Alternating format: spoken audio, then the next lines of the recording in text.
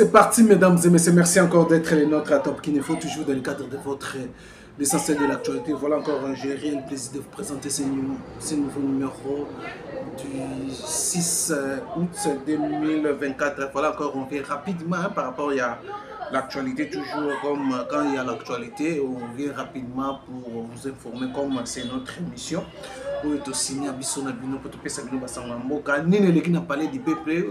Polémique autour de ce qui se passe au niveau, il y a union sacrée, mais les lots n'a pas du peuple entre Bandeko anti Augustin Kabouya et le pro Augustin Kabouya. Lors il y a dépôt de ma candidature, il y a eu des PES par rapport à la candidature, il y a Augustin Kabouya et il y a combattant des PES, choix combattant des PES. Ils ont tiré toujours conflit. Il y a ma casse dans la partie. Union sacrée au bord, il y a une implosion. Les Arama solo. L'affaire Joël Kitenge, une plainte déposée par le commissaire général de la police Yavila Kinshasa, où il a déposé qui plainte contre elle. Il y a aussi ministre à instruire aussi les parquets d'ouvrir les enquêtes et pour appréhender Joël Kitenge. Azala jugé conformément, il y a Mibeko Yamboka. Il y a aussi le ministre a fait un communiqué où il a mis une commission mixte pour essayer un peu de remettre, en tout cas, de traquer tous les magistrats au Bazar toujours dans magistrat mafieux, dans le cadre toujours à remettre de l'ordre dans l'appareil judiciaire. Il y a un mot cannabis. Voilà, mesdames et messieurs, quelques points d'actualité. Nous allons aller rapidement. Alors, merci de vous avez belé. Abonnez-vous massivement sur Top Kin Info.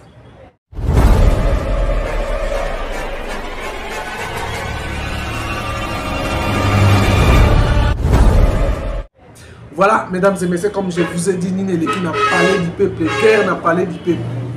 Vous avez quelques extraits, il y a une image, il y a ma caméra. Leki n'a parlé.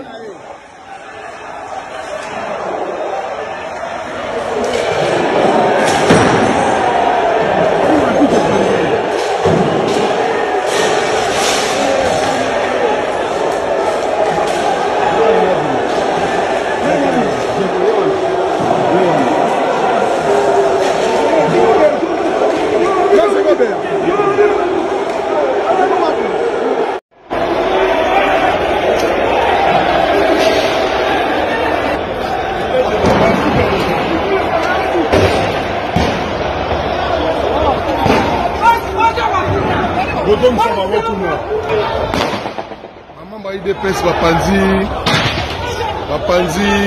Mamir a parlé du peuple. La salle des ordres a parlé du peuple, Bapanzi.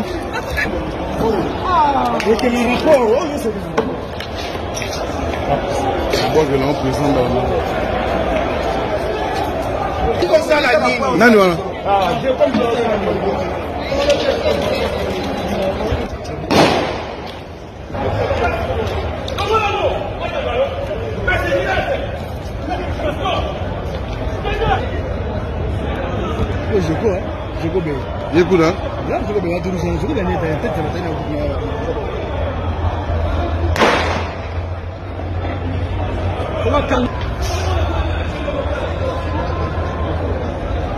Jekobea a une équipe qui Panza parler du peuple. Alors, état de droit, ils ont Panza. Alors, besoin de mon aïe, on a une équipe pour l'affrontement. Jekobea a Panza. Amir a parlé du peuple. Des ordres, on a parlé du peuple. Pour la armes et bêta. Donc, il y a une équipe qui a des ordres, on a parlé du peuple. Vitre entre Panzani, en sachant que ils ont parlé de deuxième institution Mboka. Alors, ils oublient qu'ils ont des institutions Mboka. au chat des autres, vitre. Voilà, vous avez suivi ce qui s'est passé dans le palais du peuple. C'était quoi au juste? Il y a les pro Kabound. Oh, bah, il y a comme les derniers jours, il y a des points à candidature, il y a bureau, il y a Sénat. Il y a aussi les antiques aussi pour accompagner leurs candidats. Il y a accompagné les candidats pour déposer candidature dans le bureau définitif. Et il y a eu échauffourée, confrontation. Les antiques Kabouya empêchaient Kabouya à Kota pour déposer ma candidature. Il y a eu des PES. Et voilà un peu au Boutikolandawana. L'enfrontement salami des camps, il y a eu des PES. Et aujourd'hui, dans le deuxième point, l'union sacrée au bord il y a éclatement. C'est par rapport aussi à la dépôt de la candidature dans le bureau définitif du Sénat. Tout le monde Sama Lukonde a déposé candidature dans un regroupement politique a déposé. Je crois que nous avons mis toutes les images, déclarations à Sama Lukonde. Dans le regroupement de la compagnie. Certains m'ont dit Sama Lukonde a trahi l'union sacrée et le chef de l'État. Et tu as vu l'histoire, il y a bureau, composition bureau de Salamaki, et créer tension dans le cadre des PES. Parmi les éléments, il y a une grande majorité. Il y a il y a IDPS, mais ils ont poussé au Kissin Kabouya à la porte. C'est aussi parmi les réseaux qui ont poussé Kabouya à la porte. Kabouya avait fait le choix, il y a Sama Lukonde, il va combattre IDPS, mais il est d'accord dans la montée. Et voilà qui est aussi le lot, ils ont une base après la pression à combattant. Augustin Kabouya a compris les combattants, il a dit non, il va changer qui candidature. Il peut Sama Boyaki concéder la pression à l'IDPS. Il a dit Sama a déposé candidature. Alors, vu la pression, il y a l'IDPS. Augustin Kabouya, le secrétaire général à l'IDPS, il a tenu une réunion, c'était hier lundi, le 6, dans le bureau privé. Il y a Idriss Mangala, candidat président, il y a l'IDPS et Mosaïque à l'IDPS. Donc, pendant que Kabouya a qui choana, mais choix ya Kester. Tu habites à Tikele Ongaka, à Gito. Oh, IDPS a boya ki IDPS pa yakina, topé na Ekabo. Et voilà, bureau ya Sénat, ya Sénat, pardon, j'allais dire, le lot ESA, source. Il y a éclatement, il y a union sacrée. Donc, union sacrée a eu échec. Il y a composé bureau à Sénat. On a proposé l'union sur base dans l'unanimité. Il y a choix où va présenter. Donc, l'IDPS a son candidat. Mais parmi les candidats présidents, il y a aussi Jonas Mukamba. Au hasard allié à l'IDPS, il aussi a déposé une candidature. Donc, dans l'union sacrée, 3 candidats. Dans le vice-président, il y a Sénat, il y a un candidat Moko. Deuxième vice-président, 3 candidats. Kester, je crois, tour 4. Donc, il y a des désordres. Je crois que aujourd'hui, l'union sacrée est Kendena. éclaboussement, c'est par rapport, il y a... Donc, ils ne se sont pas convenus pour le poste. Il y a Sénat. Maintenant, pourquoi Bazoko Ouel est là poste? Tout est bien intérêt là-bas. Est-ce que ça une trahison? Ou tout le monde certaines cadres et unions sacrées au Baba non, le chef de l'État avait jeté dévolu Nassama Lukonde comme candidat. Il y a président, il y a Sénat. Comme il a promis aussi au Katangé. Mais vu réalité, le contour politique est surtout lié à la guerre. Les combattants ont compris que non. Sama ne peut pas briguer, ne peut pas prendre le Sénat. Ils ont fait allusion dans le bilan dans la primature. Bien que bilan Zaki, le chef de l'État, a encouragé Sama Lukonde. Le gouvernement Sama Lukonde. Mais contrairement aussi dans les Congolais, et les combattants IDPS, le bilan n'était pas satisfaisant par rapport à ce qui s'est passé pendant la primature. Et voilà, il y a un combat. Il y a IDPS qui dit non, non, non. Le candidat que Kabouya présente pour le compte de l'Union sacrée, et ça va voter. Parce qu'ils ont mérité un vote. Ils vont continuer toujours à faire les anciens. Il y a Kabila Batani la tapis. Et voilà la raison pour laquelle aujourd'hui, bon mon événement dans l'axe Binoan, que dépôt il y a un candidat, il y a bureau définitif à et créer des ordres Oyo et Salamine à l'Assemblée nationale. Ils ont empêché Kabouya Kota. Mais la police a intervenu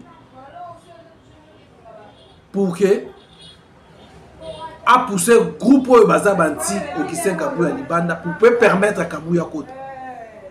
Voilà ce qui s'est passé dans l'Assemblée nationale.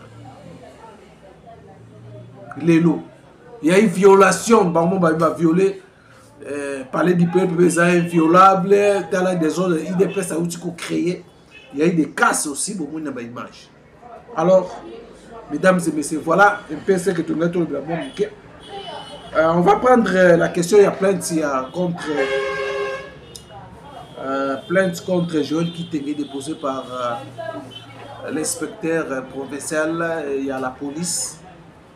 Il y a Ville à Kinshasa, Tolanda qui, comment va dire, il y a Joël Kitenge et Sali et les gars qui n'ont pas les réseaux sociaux. Tolandi aussi, à partir de Brazzaville, Joël Kitenge a présenté des esquisses. Il y a propos à Tenaki. À qualité d'un avocat de son état. Il a reconnu des propos qui ont offensé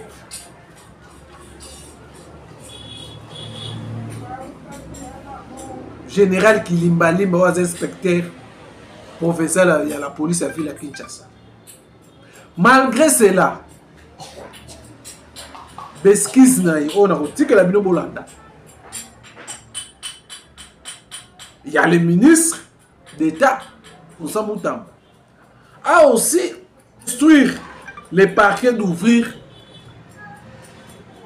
les enquêtes et d'appréhender Joël Kitenge, si allié.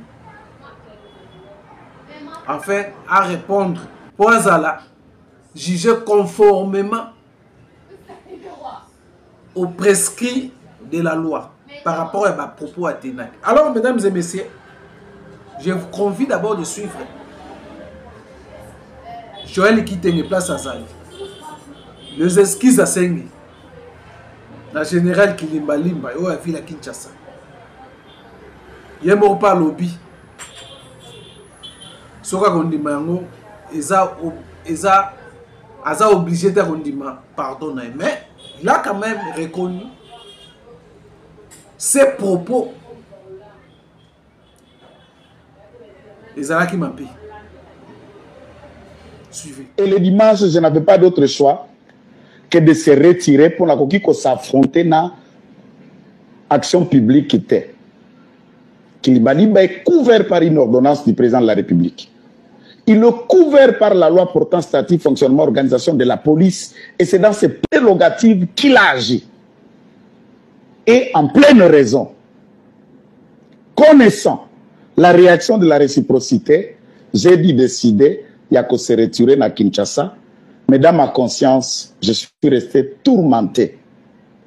Au-delà d'être un policier, au-delà d'être un général, au-delà d'être inspecteur provincial à la police, c'est un mari d'une femme, c'est un père de famille, et c'est le frère, le grand frère ou le cousin des autres Congolais. Et le caractère légal et à la police, ils ont placé Bango apolitique. La police n'est pas parti politique et la police n'est pas au service d'un parti politique. Comme le FARDC, comme le service national. J'ajoute à cet élément mon petit passé, je dis petit, pourquoi? Parce que ce n'était pas long, de Kadogo pendant la libération de 97, où nous avons été le premier lot à démobiliser sous le programme RDDR, devenu CONADER plus tard, par le prophète Daniel Kawata. J'ai obtenu ma bourse où permettait que je droit à l'âge adulte. Moto à ça, service commandé au quoi soda, ne peut pas que sakarana soda moussous. Ne peut pas que saboter moussa la police ou à la Liban doit comme pour maintenir l'ordre public et la sécurité. Mes propos, ma réaction a été offensant à l'endroit du corps de la police nationale congolaise. Et je viens sincèrement, honnêtement, consciencieusement, qu'on présenter Peko Senga, Clémence, Bolimbisi, Yakor, ya police nationale congolaise Mobimba. Peko Senga, de manière individuelle et personnelle, na général Blaise Kilimbalimba, ba sincère esquisse Mokondi. Vous n'êtes pas obligé d'accepter ces esquisses. Mais au moins, dans ma conscience, je peux aussi dire, ah, Nassina a réussi à Kobima Kinshasa, Nazar déjà à Brazzaville, je peux aller où je peux. Et pourtant, dans ma conscience... Voilà, mesdames et messieurs, vous avez suivi ma propos de Joël Kitenge par rapport à colère naïe. Oyo. Et pesa qui est, oyo tinda qui a loba. Makambo ebele. Alors, pour te revenir, moi, Mouké, pourquoi Sengi pardon pour la sous vidéo, il y a Kanda Zalaki na yambo contre Kilimbalimba. Nini alobaki, oh il a Sengi pardon, oh Kilimbalimba. Et son avocat, qui a déposé plainte contre elle et le ministre de la justice, Konsa Moutamba, a instruit aussi le parquet d'ouvrir des enquêtes pour Joël Kitenge, n'a pas propos à Tenaki, à juger conformément aux prescrits de la loi. Suivez Joël Kitenge, les propos, oui, offensaki, le général Kilimbalimba. Suivez. Nous mettons en garde. Ça, c'est l'IDPS et je le parle en pesant mes mots. Ces vidéos que Tambole, que Melayo, ce qui peut, Olingi, prouver aux Anani, en tout cas, organise aussi mon arrestation. Et je doute fort, le jour où tu oseras faire ça, ce que tu as 2 jours, inspecteur provincial de Kinshasa. Ce que tu as 2 jours, inspecteur provincial de Kinshasa, le Kataloboko. Parce que yebi batunios, moyebi batundenge batelemélité. La police place aux awana d'abord. Si tu savais la manière dont prédécesseurs Matika qui déjà 1000 maisons entourées, au besoin de la force du progrès, tu vas les approcher pour bon démonter le système au prédécesseur Matika pour nos signes de son touche. C'est la mativi. Force du progrès n'est pas l'IDPS. Quand quelqu'un, général de la police, s'attaque au symbole de l'IDPS, monsieur, tu nous trouveras sous ton chemin. Wana Tokoyo Kamutute. Voilà, mesdames et messieurs, vous avez suivi. Merci, Nabil Nyoso. Alors, le ministre a fait aussi, je vous ai annoncé qu'il y a une commission que le ministre a mis en place, une commission mixte, pour traquer les magistrats mafieux, où il y a entravé la justice congolaise, où même à Sénaki, n'a pas personne physique et morale, va dénoncer l'injustice, où il y a victime. Et il y a une commission salami pour redresser aussi des ordres, c'est ça mon appareil judiciaire. Et tout le monde qui, comment dossier, il y a des détournements aussi, il y a Nicolas Kazadi, il y a un autre dossier où il y a en plaire, un dossier, il y a Foner, où ils ont monté un montage financièrement, il y a 500 millions. Na Foner, bazo ko inculquer aussi, les bazo ko citer aussi gouverneur à banque. Donc il y a un dossier, oui dossier à Matatampono, des rapports à report, pourquoi bah report takango, voilà la raison pour laquelle il y a une commission où ministre de la justice a tiré en place pour voir pourquoi ma manœuvre au niveau de la justice c'est ça la manque. Et ça a dit à quoi? Pour traquer Batunion sur la manœuvre. Voilà, dans les soucis, il y a qu'on redresser la justice congolaise. Merci de nous sur vos accueils. Donc, prochainement dans le numéro. Portez-vous bien. Bye bye.